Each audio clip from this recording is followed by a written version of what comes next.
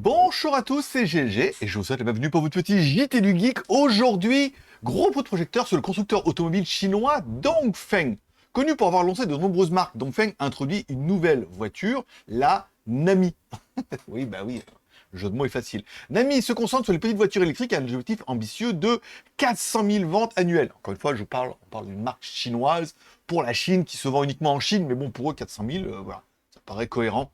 À l'intérieur, on retrouve un écran flottant imposant, un volant à deux branches et un petit écran LCD pour les instruments. Mais la véritable prouesse est sa technologie de batterie sodium à état liquide. On a déjà fait une petite vidéo là-dessus. Imaginez charger 200 kg d'autonomie en seulement 8 minutes. Ce qui était un peu le défaut des batteries sodium, c'est qu'elles étaient à puissance équivalente. Les batteries sodium sont plus grosses. Voilà. Donc du coup, à taille équivalente, vous aurez moins d'autonomie. Mais là, en fait, on voit bien que les fabricants chinois travaillent aussi sur cette technologie en proposant des innovations et surtout des tarifs plutôt agressifs. La Naomi M1 est une preuve supplémentaire de l'innovation constante dans le secteur des véhicules électriques en Chine. Gardez un œil sur Dongfeng et la Nami 01 car elle pourrait bien changer le jeu sur les modèles électriques véhicules ou EV bien sûr. Si cette vidéo vous a plu, vous pouvez mettre un petit pouce en l'air bien sûr. Si vous a pas plu, vous pouvez mettre un petit pouce en bas.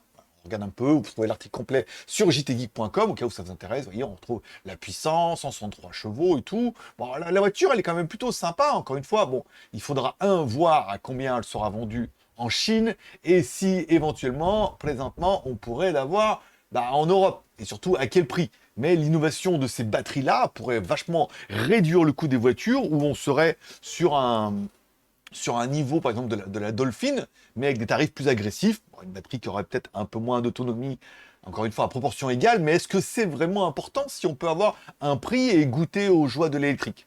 Vous me dites tout ça en commentaire. Moi, je donne rendez-vous demain pour votre prochain JT du Geek, toujours en mode électrique.